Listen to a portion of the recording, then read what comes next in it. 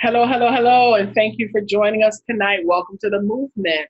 We are a motivational organization geared to educate minds, empower, nurture, and transform. As my partner so affectionately says, who is not here yet to roll her neck, she says, we are a movement to move. We are a movement to move. We want to help you thrust into your purpose so that you can start living your best life and win. We've tapped into a winner's mindset. We have a winner's team, a winner's circle, and we want you to be a part of that. We want to see everybody live the best version of themselves. And so, with that being said, we meet every Wednesday night and have our discussion. And this is Can We Talk? So, please feel free to include yourself in the conversation. Feel free to raise your hand and have if you have a question, if you want to add to the conversation, feel free. And there she is. I'm going to unmute her and let her give her greeting. How you doing, Annette?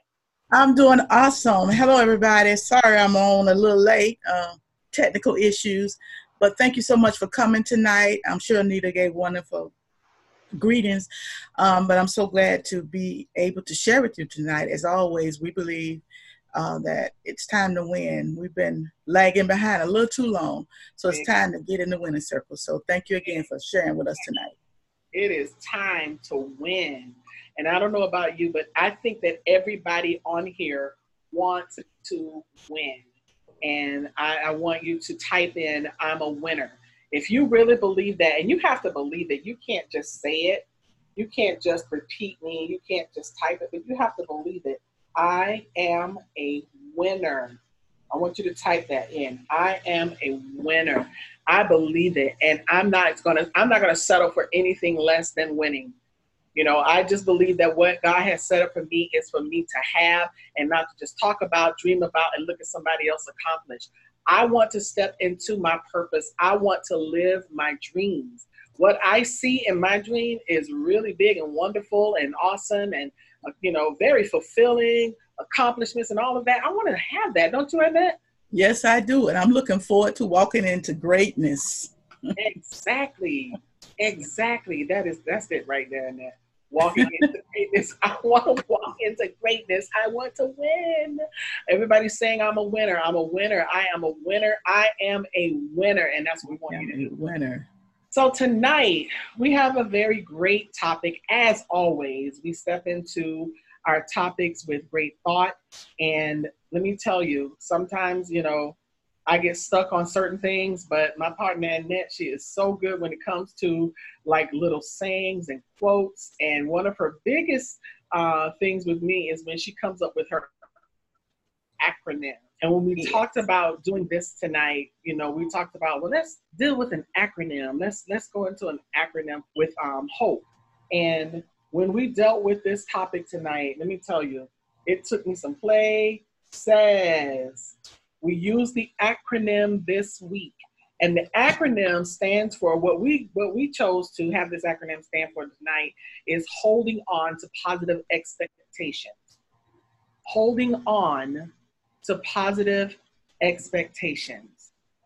Now, another way to see this is that we must have, that's the H word, the optimism, O, to pursue, P, our expectancy, E, in life's journey.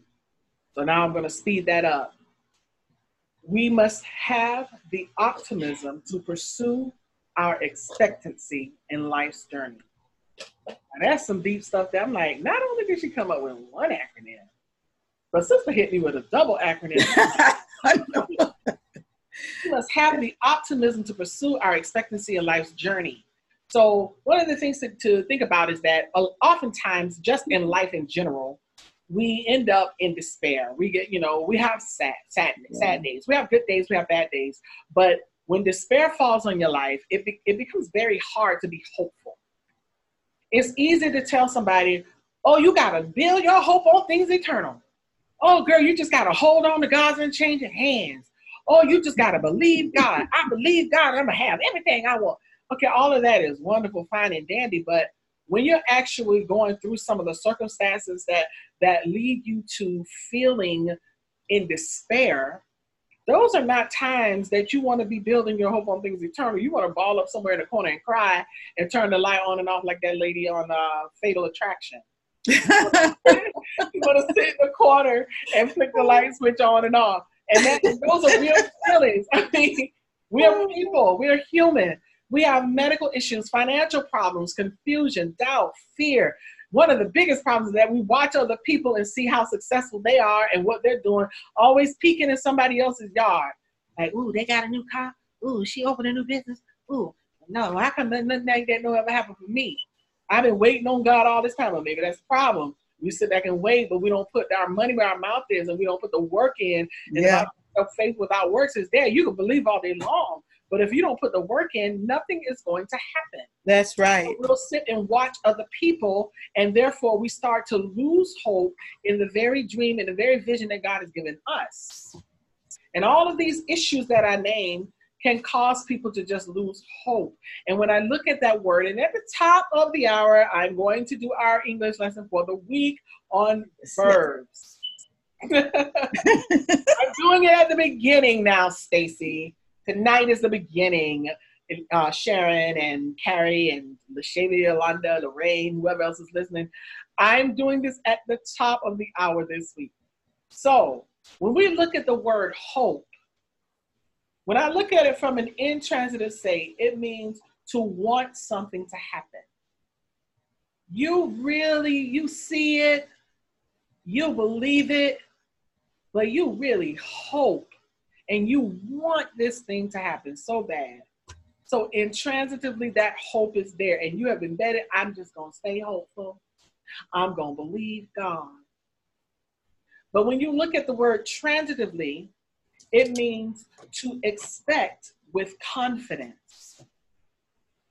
Now, when you want something, that's one thing. But when you expect something, that means you know that it's coming. Yeah. And there are very few of us who sit in the seat of hope from the place of a transitive verb, meaning to expect with confidence. Most of us will sit in hope and want it.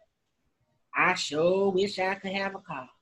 I sure wish I could have this business. I sure wish God would send me the clients. Lord, if God would only, oh God, such disparity. It just like really, it makes me just want to slap me. But it's a different thing. It's a whole nother ballpark.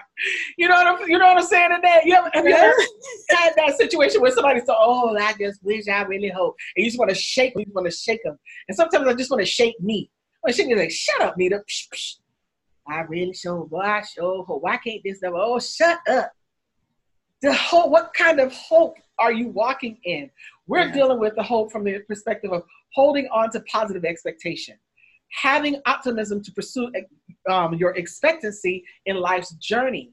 So if you're holding on to positive expectation, and if you have optimism to pursue, meaning you have to work and go after it, our expectancy, I'm believing and expecting God to do great things in life's journey. Yes. That's not the hope where you just sitting back and wanting and biting your nails and looking sorry and sad and pitiful. No, that's the hope where you know that when he say he gonna do this, you just wait. You'll see. You'll see. And sometimes you have to have, I don't have those with other people. I have those with Anita. I'm not in the mirror like, girl, you see, watch. Like I want to beat myself up. Like, girl, you better get out of here. You ain't got no faith. You ain't got no hope. I'm holding on to positive expectation. I have optimism to pursue my expectancy in life's journey because I'm a part of a movement to move. We don't stand still. We are a movement to move. I rolled my neck for you tonight, and that. Thank you. You are quite welcome. Hello, Brenda. So now I'm going to go to our presentation for tonight because, we just, I want us to do something. And we used to like laugh at this little saying back in the day, keep hope alive. Keep hope alive. Keep hope alive. I mean, how, we used to hear, what's his name? Who was that used to say that all the time? Was it, I can't remember. Was it Jesse Jackson? I think it was Jesse Jackson. Keep hope alive. Yeah, I think it was. Yeah. So we're going to go into our presentation on tonight. Hope. Holding on to positive expectations. And I want all of you to like get that vision in your mind right now. You know what it is. You know what the issue is. You know what the dream is. And you know what you have the struggle with holding on to. But what I want you to do right now in this few seconds is I want you to get that in your mind. See the vision as you saw it from day one. And get that enthusiastic feeling and that bubble in your heart and that thing in the pit of your stomach, and when your heart starts racing, just like you're looking at this kid on the picture, looking up in the air, he's dreaming. And I want you to get that vision in your mind and reconnect and rekindle those feelings that you had at that moment.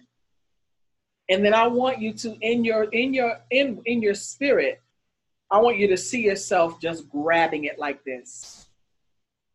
Grab hold to that dream. I want you to hold on to positive expectations, not the negative stuff. We want to hold on to positive expectations because we don't even know what lies ahead. But sometimes we're so busy like trying to figure God out, and that we don't realize that we are defeating ourselves in the process. But I want you to grab a hold of that thing, get it in your mind, and grab it, that feeling, that moment that you had from the first day you saw it, no matter how crazy it seems, no matter how much people might say, girl, that is so impossible. No matter how big it looks, no matter how scary it looks, no matter how much money you don't have and you can't barely pay your bills out the check you got now, how you going to fund a vision, how you going to fund a dream? Get all of that out of your brain, because, we think about those things so much that it starts to cause us to fall into despair. But I want you to get that thought in your mind, and I want you to see yourself grabbing it. Because what we've done so often in this life is that we've allowed it to just slip through our fingers. We had it. We were connected at one time. We were in the moment, but then all of a sudden we just let it slip.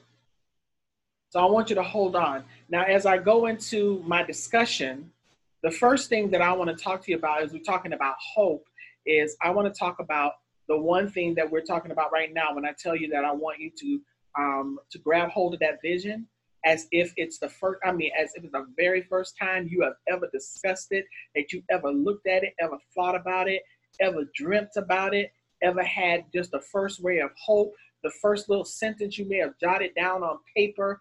Those notes you took, because we'll take notes in a minute and then we'll forget where we put them. I want you to get all of that in your mind, because what we have done is that in most cases, we start losing our grip. We start losing our grip. We had a hold of the dream. We had a hold of the vision, but somewhere along the way, I lost my grip. And I don't know about you, but this is Anita. I have been right here where I was losing my grip. Now, when I go on, I travel a lot. When I go on airplanes, I remember one time I was on an airplane with an idiot who just refused to fasten his seatbelt. I'm like, are you crazy? Just because they can't see below your gut don't mean that you shouldn't fasten your seatbelt, because it's very dangerous to not fasten your seatbelt on a plane, because you don't know when the plane is going to lose pressure or something can happen, and then you start tossing around the plane, and it's nobody's fault but your own. But or if you hit turbulence, and then your whole body ended up in somebody else's lap because you don't have your seatbelt on. And it's just, it's a safety precaution. They tell you when you first get on the plane, fasten your seatbelt. I'm all right. I ain't fasten my seatbelt. Anyway, but that's not me. When I used to get on roller coaster rides or anything that I got on, the first thing I do is I check my safety belt. Now, when we look at this from a standpoint of our vision, our dreams, our ministries, and where we are in life, anything that you've been given, when you've been given that thought, when you've been given that dream, when you've been given that vision, you were given that vision. Of course, you know, we believe that God gave us a vision. If you believe God gave you a vision, I want you to type in, God gave me a vision. If you believe it, because I wholeheartedly believe, if you believe God gave you a vision, I want you to type in, God gave me a vision. Because when he gave you the vision, that within itself is your safety belt.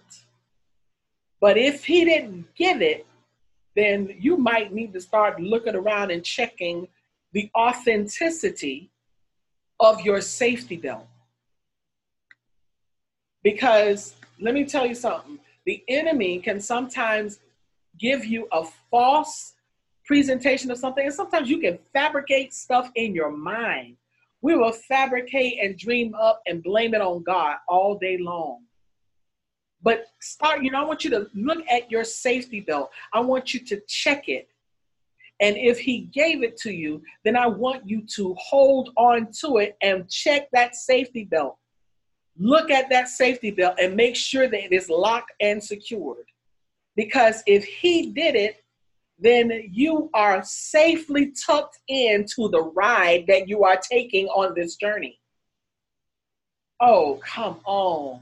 You are safe and sound on this bumpy ride. Trust me, it is not going to be smooth sailing. And I'm sure you probably know that by now. It's not a smooth ride. Sometimes it's not a fun ride. But guess what? It is a bumpy ride, but it's a safe ride. Why? Because you know from which your safety belt is connected. And when your safety belt is connected right, you're good for the ride.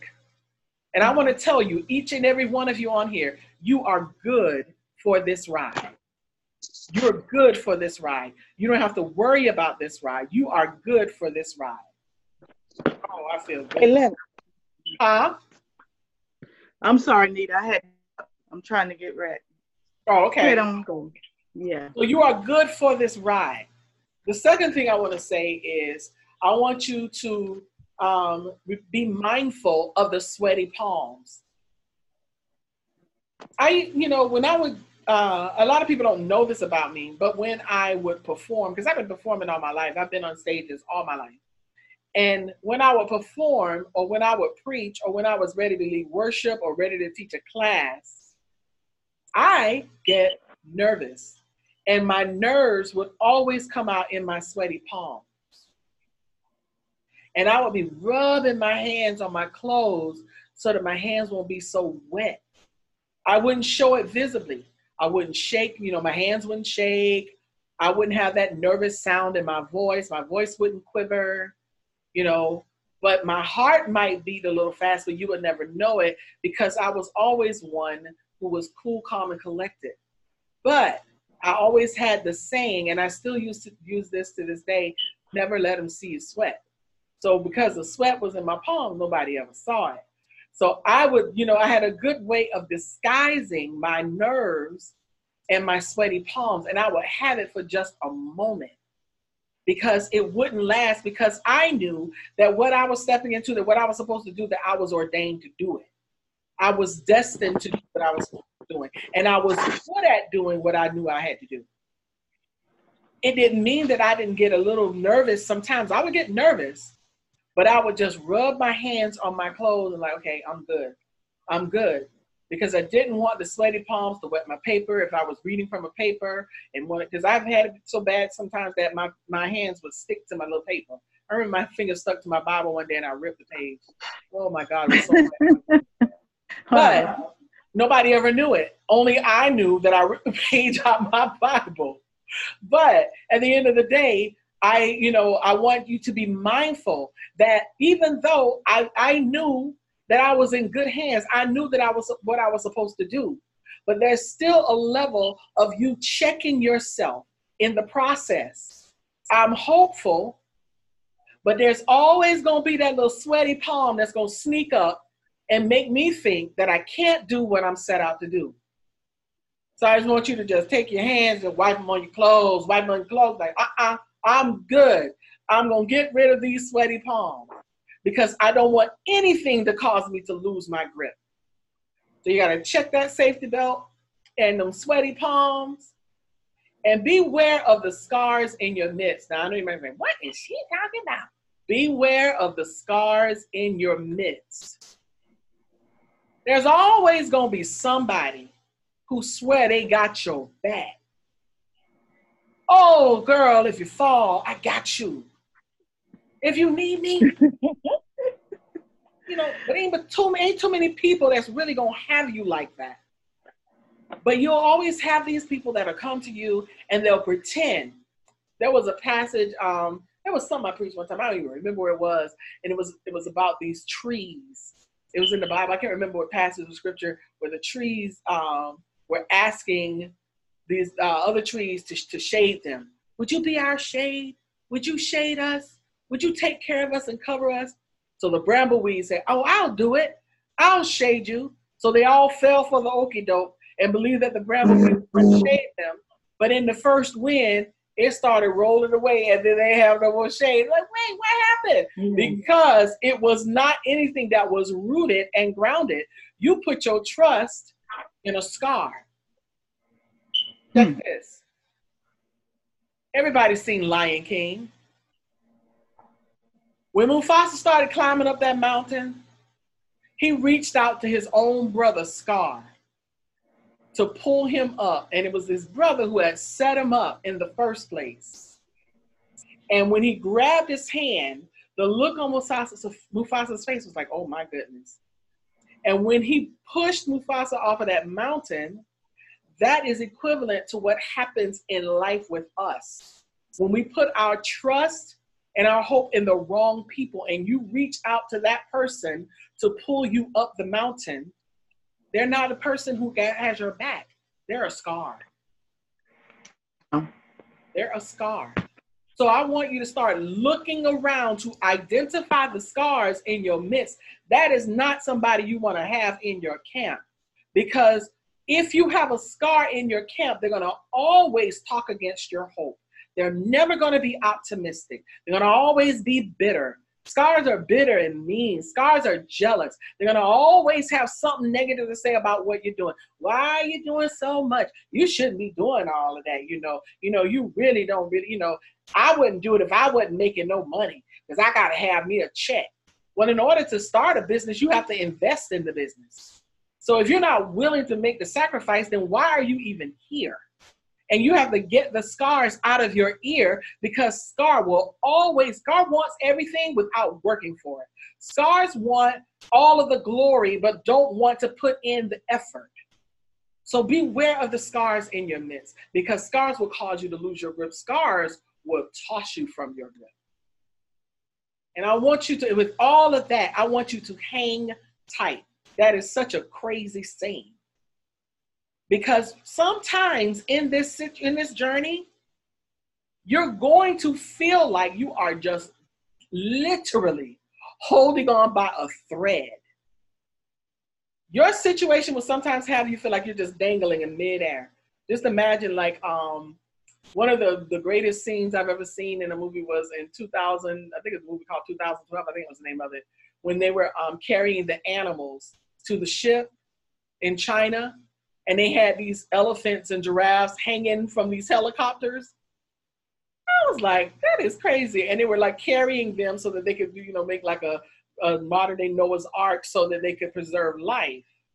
And sometimes in this journey, you may be hanging just like the cows and the giraffes were in that movie. But the one thing to be mindful of is that because you are holding on to positive expectations, the grip that you have that may have you tossing in the wind, and you might feel vulnerable, but it's tight. And that's why I say to get that vision in your head and to imagine yourself gripping it tight. Because even when you are hanging, you have got to hold on to positive expectations. Wow. That's what it's like when I feel like I'm losing my grip. That's hope, y'all. Woo-hoo! Now we're going on to optimism with Miss Annette. Oh, wait a minute. I have to unmute you, Annette, I think. There you go. Wait a minute. No, you have to unmute yourself because you logged on your phone. Oh, okay. There you go. Thank you for that. Okay, thank you. And I apologize to everybody. My system here, I don't know what's going on, but we just gonna keep moving forward. And optimism is your hopefulness, it's your confidence about your future.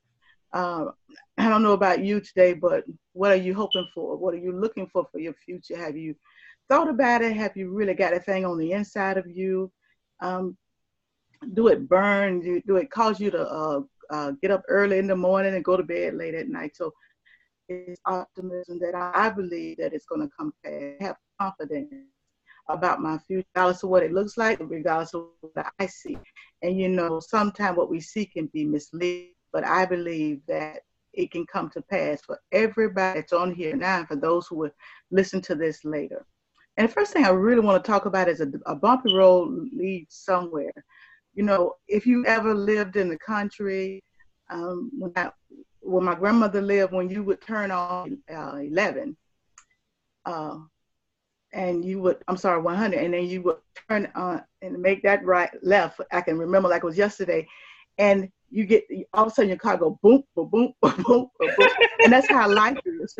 You're trying to, it's coming. Try to prepare yourself. But then, you want to be careful with your car because you don't want to get your cars off line, and you end up trying to take your tires and get them rotating and all that stuff. And so that's how life is. There's a bumpy road. You're off and it looks good from where you're turning from, and all of a sudden you hit a pothole. All of a sudden you hit an area and your car go boom, boom. Well, that's life. Life is up and down, up and down. But one thing about a bumpy road, it leads somewhere.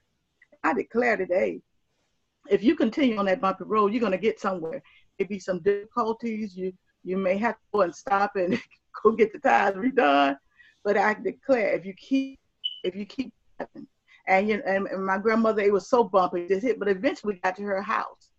So we made it to our destiny. But along the way, there were some potholes and there were some things that caused us to, shake. When you're on a bumpy road, and you know how all of a sudden, especially if you're bumping, you know how you bounce, Anita? Yes. No, but what used to get me in that is when you do this and the whole car going from side to side. And then you hit one so hard, you be like, oh, I hit that hard. And all of a sudden you cringe because like, oh man, I know I have to take this car to the side. And that's how life is. Sometimes we hit a bump in the road so hard, we cringe and say, oh my gosh, this is going to set me back. On this side, if you keep going, that bumpy road will take you somewhere. Because you got to keep going. Sometimes we hit some bumps and we stop. Then we never get to our destiny. So you have to know to be hopeful and confident you got a future. So you have that hope and that confidence in the future, you ride the road. And that's the way it is. I can remember boy, we hit that boom, like, but that's how life is. You can be smooth. Everything can be going great, and all of a sudden. So what do you do when you hit that bumpy road in your life? Do you just stay in that pothole, or what you do is keep going? You keep. I want to say my internet is bad. So do y'all hear me? I can hear you. I don't know if can everybody hear Annette? If you can't hear her, let us know. Let us know what you're hearing. Because Yolanda was saying it. I know you were freezing up. Your image is freezing, but I could hear you speaking. So if you if you can't hear her, let us know so that we can adjust. Okay. Nobody's saying anything. Alrighty. I'm just waiting. I'm waiting. Somebody says it's sometimes going out slightly. Slightly. All right. I am so annoyed. So not only that, no pressure. That's the anxious check. Okay, Annette. We can't understand what you're saying. We can't get you. Okay. I think maybe if we can dialogue back and forth, that may help a little bit. I'm gonna try and see how we can. Well, if you want to, let's do yours. Maybe I I don't know. 'Cause it went on computer and typed it up on my. Yeah, we can't. Yeah, we're not making out anything you're saying. I'm gonna run through your points, and maybe if you can chime in. Right now, you're frozen. I don't know if you can even chime in. I'm gonna run through her points because I don't know what her discussion is. So the only thing I could do is kind of guess. That she has no pressure, no diamonds. Wow, that's a good one. And then you still with us? Did she log off? I don't know. She must have logged off because she's muted. Unmute yourself.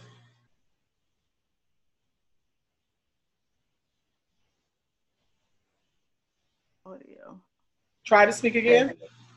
Yeah. Yeah, it's still not coming through. So I'm just gonna run through your points. I'm gonna show them. Life is not always right, so go left. Trust me, I don't know where she's going with this, but I'm gonna show you. I can only guess and speculate, but I'm not gonna do that. And then she had aspiration to inspiration leads to celebration. And what we can do is we can probably blog this and send it. I'll have her do hers in a blog state, and then we'll send it out. And we do apologize for the technical difficulty. Then her second screen was the pursuit of happiness. But I'm not what happened to me. Oh, I wanted to hear this so bad. I wish you could like log off and come back on and see if it connects better. Because I really wanted to know what you were saying on that one. I'm not what happened to me. And then she had, you got a dream, protect it. And if you want something, go get it. Period. And when I saw that, I cracked up because that is definitely a young statement. Life is an oyster. Find your pearl. So I'm not going to even try to go through hers. Hopefully she can log out and come back in.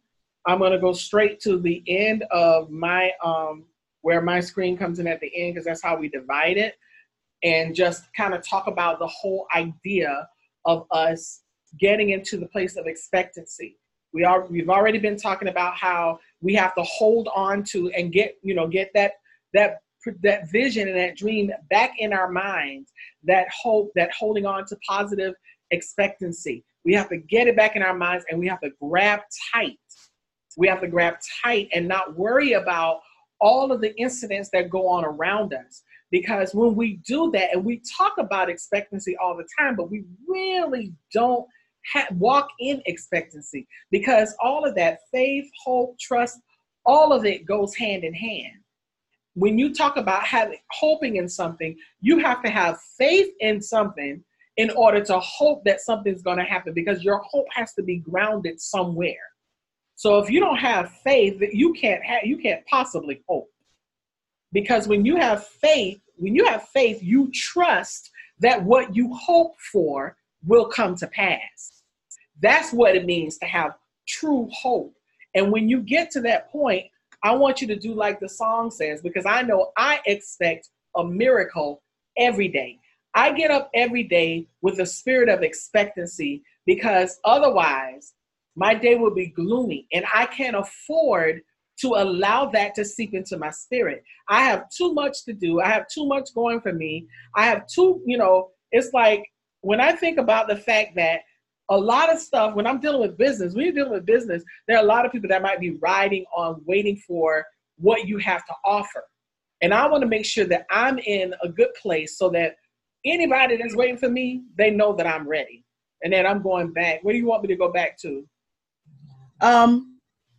I guess no pressure, no diamonds. Okay, here you go. I'm so glad you got back on. You're on your computer? Me too. I'm just praying.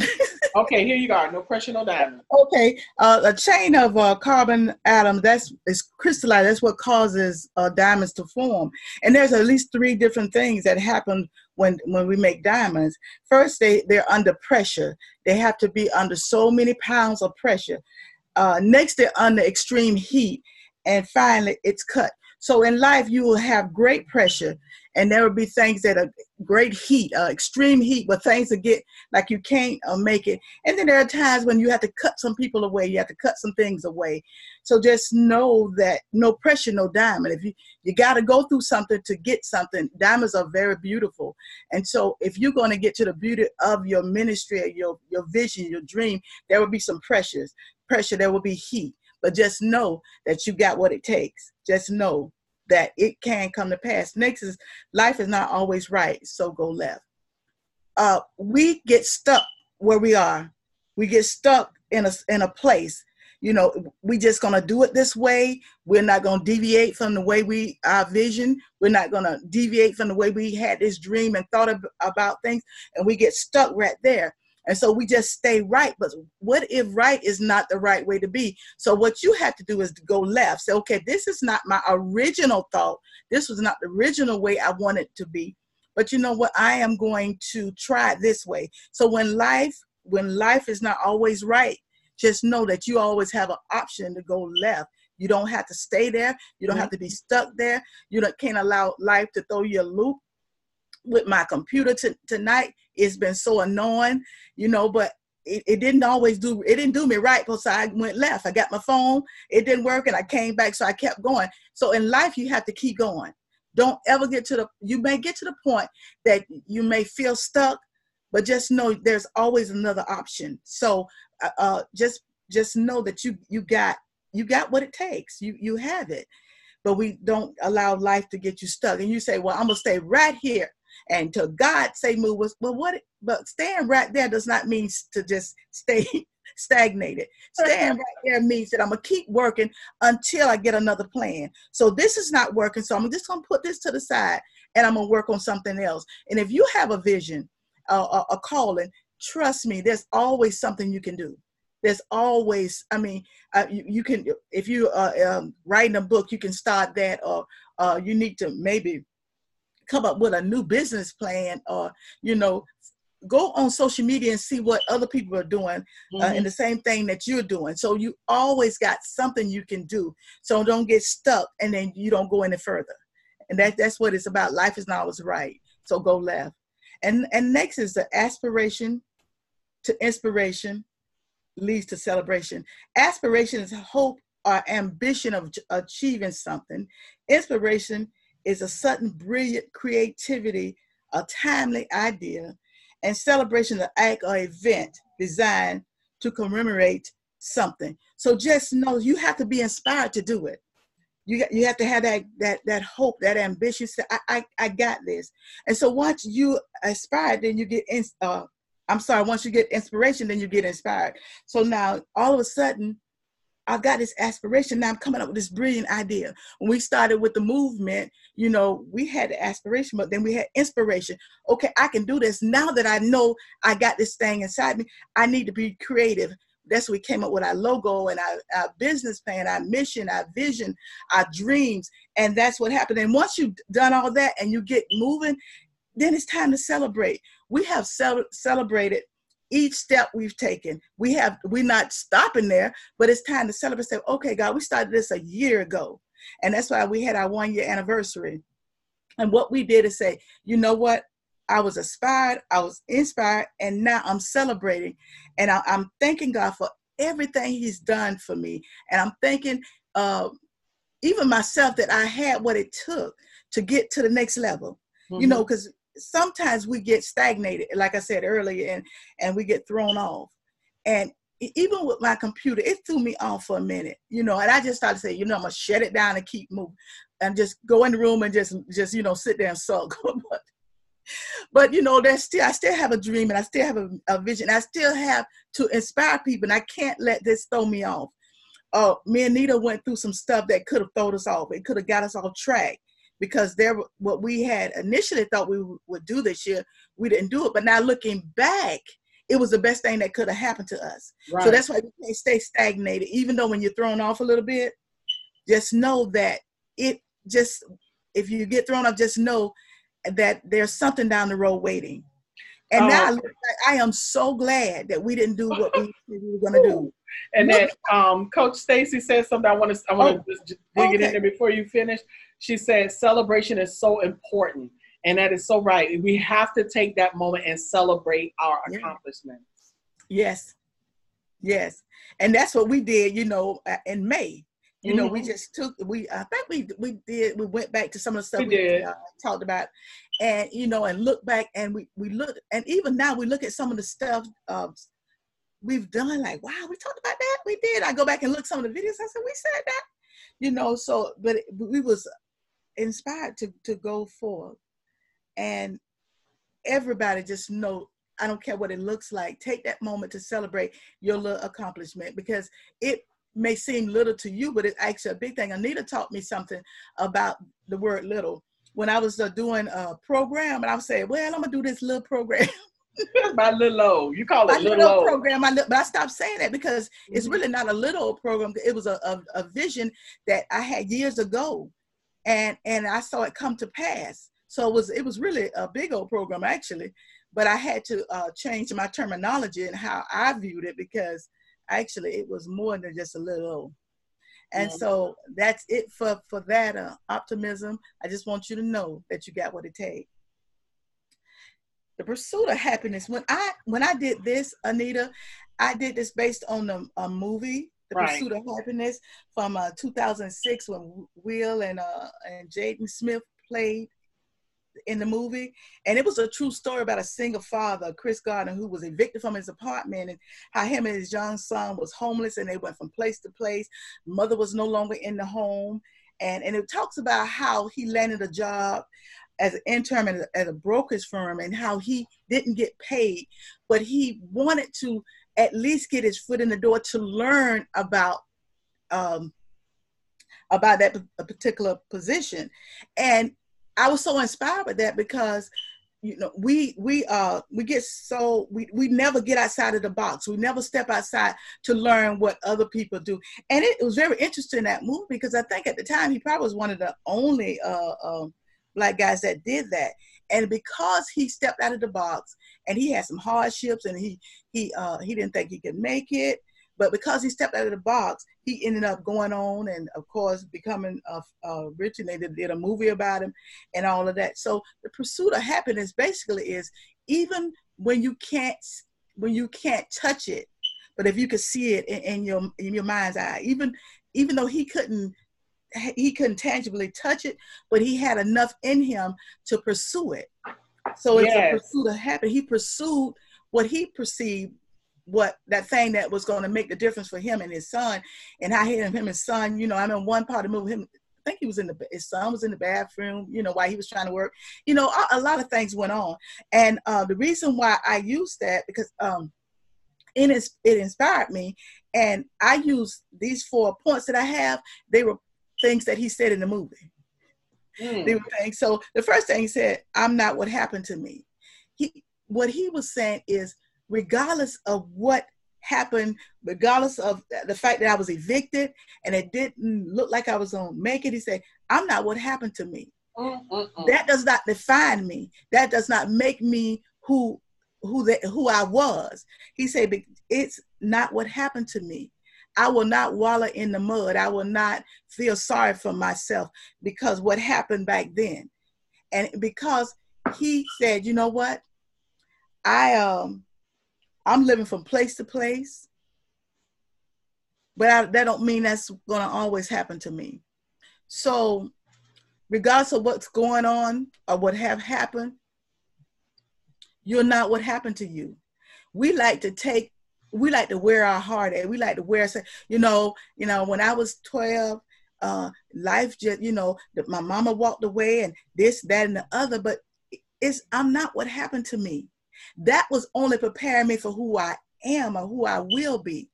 And so we dress up every morning in heartache. We put on disappointment. We put on our past hurts. We put on our past heartaches. And a lot of us like to be dressed up, and some of us be dressed to kill in heartache and disappointment and disillusion. But I'm not what happened to me. I refuse. I'm going to take off the heartache from yesterday and the disappointment from yesterday and the bitterness from yesterday and the things they did wrong to me yesterday. And so he told his son, he said, I'm not what happened to me. I'm not a victim. I'm not a victim. I'm victorious. So that was one of the things that he said in the movie, that he said, I'm not. And remember, y'all, regardless, you're not what happened to you when you was 5. You're not what happened to you when you was 15. You're not. Because if we stay stuck back then, we'll never get to our now. And then he said, you got a dream, protect it. If you got a dream, you got to protect that baby. And you have to be careful who you share your dreams with, because we have what we call dream killers. We have people who want to tell us how we are supposed to operate in our dream.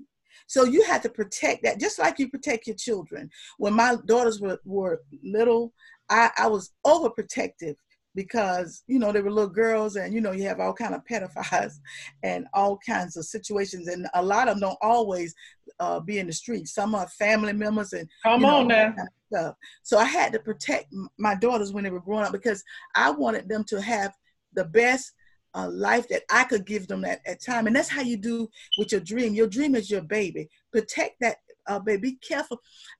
Now listen, there will be times when you may need some help. There may be times when somebody may need to give you some innovative ideas. But my point is that don't allow somebody to come in and just take over. You know, they'll tell, well, the movement, I don't like your logo. Maybe you should take that logo and move it that way. Well, hold up now. That's my dream. That's my vision. Thank you for your input. But I won't allow anybody to come dismantle what I believe that I've been given to do. So you got a dream, protect it. If you want something, go get it, period. Now, I use a period because I've been seeing it everywhere.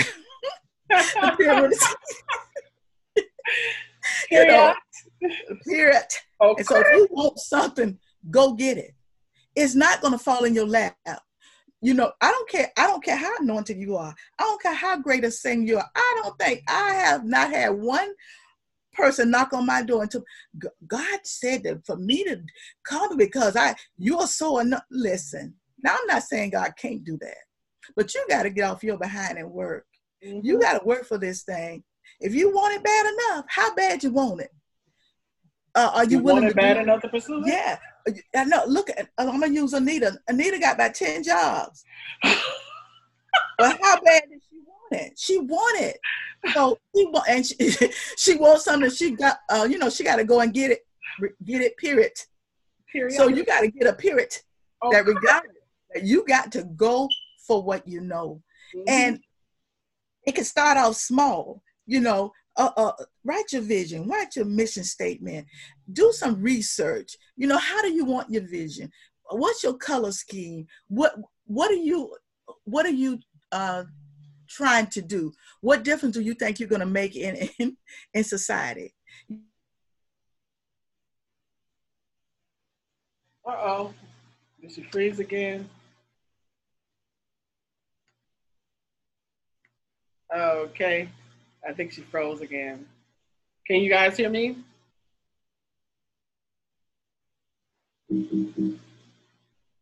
Let me know if you can hear me. Okay, yeah, I think you're back, Annette. Oh, you're back. Okay, let me hear. I'm gonna go fast.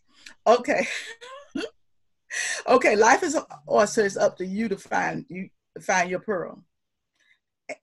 It's out there, but you gotta search. It goes with my last point, the point I just made before. Life is awesome, but life it's out there. We talk about it all the time. It's money out there. It's opportunities out there, but you have to do your due diligence. You got to pursue, because there are some pearls out there. I want, how they, my daughter said all the time, especially when it's a little gossip time. Oh, girl, I'm getting ready to grab my pearl, clutch my pearl. But anyway, but you have to know that you have what it takes.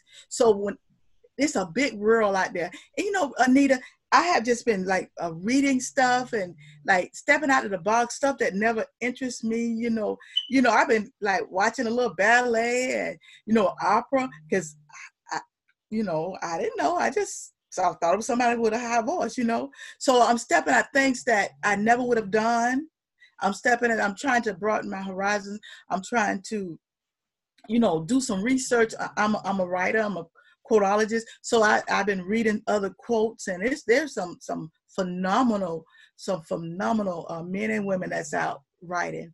So I'm pursuing that. I'm because life is an oyster. So it's up to you, everybody on here, to make that move to get where you need to be. The pursuit of happiness. You have what it takes, but you got to be willing to work. And sometimes you can be disappointed, because I was a little disappointed when I went down and I visited Anita, and we worked on some things, and I was very disappointed in that we didn't quite make it to that point. But looking back, I thank goodness that we didn't, because now we've written a book, and hey, Anita be probably publishing hers soon. It's ready to go. So we wouldn't have done that. We was going to do it, but we wasn't going to do it in that order. So life is personal. So I'm going to pretty much stop there, because my screen like it's going to act up again. Okay. And I'm so annoyed, but thank y'all for listening. It's okay. We're expecting a miracle in that.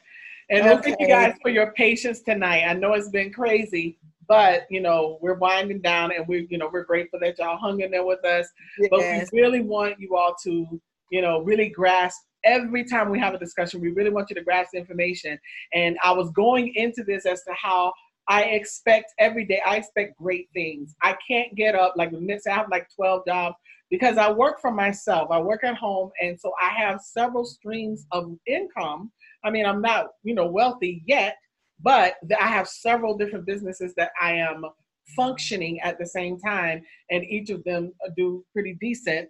I'm looking for them to do extremely well, because, part of my vision is those are the things that I saw. And I'm grateful that God has sustained me all these years to be able to work for myself and not have to depend on what I used to refer to as that slave to the paycheck, because sometimes we become so enslaved to it that we think, that God can't do anything different. And, I even had somebody tell me, how you going to replace that money? You going to replace that whole check? Not only did I replace that check, I tripled the check that I was getting when I left my job. And they were like, oh, okay. Never could have done the things that I did had I stayed. And when it's time, God will let you know when it's time. I ain't telling nobody to quit their job. Trust me. I'm just telling you what Anita had to do. And with all of that, I had to get up with the spirit of expectation every day. I expect a miracle. I had to every single day. And when you do that, you have to exercise the act of being patient, because what you're working for does not happen overnight. We'll be hopeful, but we're hopeful like for 30 minutes. And, it's almost like that kid in the car. Are we there yet? Every 5 minutes. No, the trip is like 5 hours. Are you going to ask me this question every 15 minutes? Or after every nap, you're going to get up, are we there yet? Are we there yet? No, not yet. We're not there yet. So just be patient. You have to like, when you I've seen people do this, and I used to do this too. When somebody give a word of prophecy, I'd be like, I'll be waiting for it tomorrow. I wake up the next day waiting for that thing to happen. I wake up the next day, I'm like, it's going to happen today. You don't know what else is attached to that, and what, you have to be in line with everything that's expected of you. So I would take those prophecies, and I learned to put them on the shelf, and I wipe them off all pretty, and I leave them right there, because you know what? It's in God's season and his timing. But my job was to continue to do the work that I'm supposed to do. I had to continue to work on Anita. I had to continue to walk my little path and be patient, because I knew that I had faith in what God said to me. I had faith in the fact that I was going to open my artist development facility, and I did. I had 3 locations. I had faith in the fact that I was going to be able to have artists sign within a 5-year period, and I've done that. I had faith in the idea that I was going to be able to write a book. I had never done it. And I wrote an ebook, and I finished my printed work and had a meeting with the publisher the day before yesterday. So I have I'm walking in those things that I had to be patient about, and not try to rush it and look for it tomorrow, because everything goes through a cycle. And when you're hoping and holding on to positive expectancy, when you're holding on to that, and that the day is coming, you have optimism to pursue your expectancy. You're optimistic. You believe, and you put your money in the stakes of something that it is going to return. It's like something that's in a trust. So Yeah. I have faith in what's in trust for me, because I believe that I was told to do what I'm doing. So I put my stock in it, and I'm not expecting anything else but a miracle, because that's all, God can do nothing but good stuff. So I don't, I'm not going to sit here and think that what he's going to give me is a tree full of rotten apples. No, he's going to make it prosperous and abundant, because that is who he is. He can't be anything but extraordinary. So the other thing is that I had to learn to trust the process. I have to trust the process. Like I said, it's not an overnight thing. There's a process to everything that you do. There are steps, there are methods. And when we want to go and you can't build a house if you have not checked the foundation. You have to check that foundation. You have to drill all the way down into the ground when you're building a building that's going to stand and not blow over in the first windstorm. So when you have to check that foundation, you have to lay the foundation, and then you have to start building the structure. So it's a process. Every step has its important piece, and you have to make sure that you're covering every piece so that when the building inspector is looking, there is nothing that is out of code. So you have to just trust the process, because what you're building is meant to stand through storms, because you're going to have them even after you walk into what's expected. When you walk into that new wonderful ministry, or into that organization that you're starting, or that feeding program, or whatever it is that you're building, when you walk into that atmosphere, you want that to be something that's going to stand, and it's going to stand through all kinds of tests and trials and attacks and rainstorms and tornadoes and hurricanes. So you need to make sure that you trust the process, so that what you are building is solid. Because the other thing that helps you stay there is that you have periodic wellness and safety checks. You got to check yourself constantly. There's, like Annette said, we tried to do something early in the year. We weren't ready for it. Because when we did a wellness and safety check, that thing was raggedy as a mango seed. And we had to go back and we had to go and redo the process. Like, oh no, I got to figure this out. I got to get, okay. Well, I'm sorry, Lord. Okay, we learned. So we're going to go back to the drawing board, because we thought us was ready.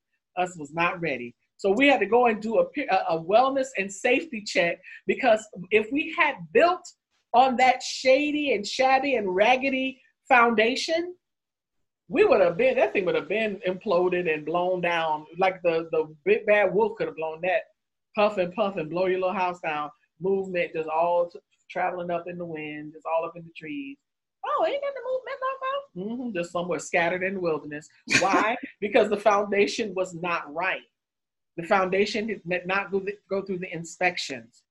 So because you're expecting great things, you have to be patient. You have to trust the process, do periodic wellness and safety checks, because ultimately what you are building is a promise. And you have to always be mindful and remember the promise. Remember the foundation. That's why I said to think back. That's why I challenged us in the beginning to think back to that moment. Think back to that first time, that first love. Let me tell you, when you first saw that thing, it was so great. When you first saw that catering business and that decorating business, that party planning business, that book, that ministry, that restaurant, when you first saw that, when you first saw that feeding program, that business that's going to help the homeless and the least, the lost and left out, that ministry that's going to minister to women and battered women and children and women who are suffering domestic violence, whatever it is. There's so many different things. There's so much talent and so many gifts that are on this broadcast tonight, and those who are watching after. When you first saw that thing, you had so much hope and so much love. You embraced that thing like a brand new baby. Imagine when you first saw your baby. Those of you who have children, when you first saw that baby, man, my friend his wife just had a baby today, and I've been rejoicing with him all day. He's my one of my producers, and he was so excited. He sent me a picture and videos of the baby. I mean, I'm like, he sent me about 10 videos and pictures, and it's amazing. It's his first child. You know, him and his new wife, they just had a baby. It was their first one together. And he's like, man, I said, well, life completely changes. He said, I got to step it up. I said, yeah, that's a lifetime right there. You got to be responsible for that baby. And he's like, man, this is scary and wonderful at the same time. And so that's how it is. But when he sees the baby, when you got that new little baby, you want to be protective. You want to make sure that the baby's head is covered, that you holding the back of the head, and that nobody's breathing on her and coughing on her, and that you have her sleeping in the right position, and you make sure that you're feeding it every 2 hours. All of those things that you do for that baby, I want you to think about your purpose and your vision the same way. Because when you first had the baby, you were like that. After the baby turned about 4 years old, if you don't go to bed, you know, you won't even make sure the baby took a bath, baby be musky and go into bed with not, you know, I mean, we just, we get lazy and tired. And especially when you start dealing with those who are grandchildren. Like, I thought about that so many times when Amori was still living with us, and I would like, I wonder what we would yell upstairs, Amori, yes, what are you doing? Watching TV? You know, it's like, that's unheard of with a new mom. You watching every move that baby takes. And that's how, you know, that's how it is with a new mom. But with grandparents, like Pastor Lomax said, he said, you turn 55, you be getting in your bed and you be thinking about, oh, shoot, what about the grand? Y'all going to bed, be yelling from the other room, and you don't even get up. But when you had your children, or when you had your first baby, you were tucking them in and reading them a nighttime story. Now as your grandchild, be like, well, you better go take your bath and go to bed. You better go on to bed now. But ain't no tucking in. Tuck, child, please. That's for TV. So, but when you think about it, after a while, you just start dropping the ball. You don't do those things anymore. And that's the same thing that happens with our vision. It's the same thing that happens with our purpose. We don't think about it from that perspective anymore, that protective nature. So that's why I said you have to remember the promise. You have to remember that first day, that first love, that first moment, that wedding kiss. Because about 2 weeks later, you can't stand the way the brother chew. He walk in the door, he get on your nerves. That's when agape really got to kick in. But in the beginning, it's like, oh, he chew so cute. He walks so cute. It ain't so cute after about 2 or 3 months, boy. We fight like cats and dogs. But that's the reality of it when that newness wears off. But you have to go back to that first moment. Go back to the first love and hold on to that thing. Because the expectancy has to be there every day. How many of you still believe? If you still believe in the vision God gave you, I want you to type in, I still believe. Because, you know, we start losing hope. But tonight was designed to help you guys keep the hope alive. I want you to keep it alive. I want you to keep it in the forefront of your mind. Because I still believe, you know, I had somebody say to me, you still doing such and such and such one day? I'm like, yeah, I still believe. I still believe. I still believe. I don't believe anything different. I can't afford to. Because if I don't believe, nothing will happen in this house. Not one bill will get paid. I have to believe every day. I have to expect a miracle every day. Otherwise, because there's no guaranteed paycheck. I ain't punching no clock for nobody. So I have to believe. And I have to continue to work the businesses because I need more. And because I have more to do. And when I think about more to do, I'm like, oh, okay, well, I do have another business, but I need more than that business because I need each one to have their own funding. And sometimes people be looking at me like, are you serious?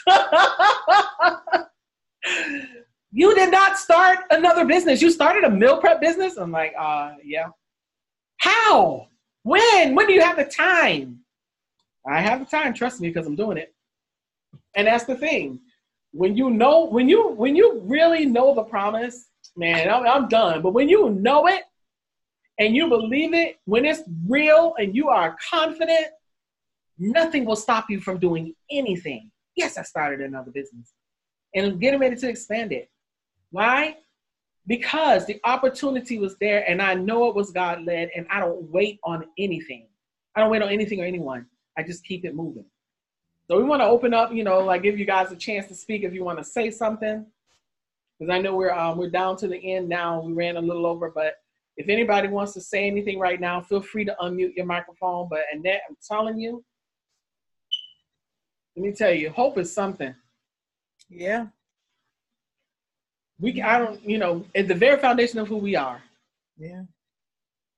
our hope is built on Mm-hmm. nothing less. That's it. You think about that old hymn, Mm-hmm. and that's the truth. My hope is in everything that I do that God has given me. I have hope, and I keep my hope relevant. I stay in a spirit of expectancy. So I'm gonna stop the recording now, and so we can like say our little logging offs and everything. Thank you.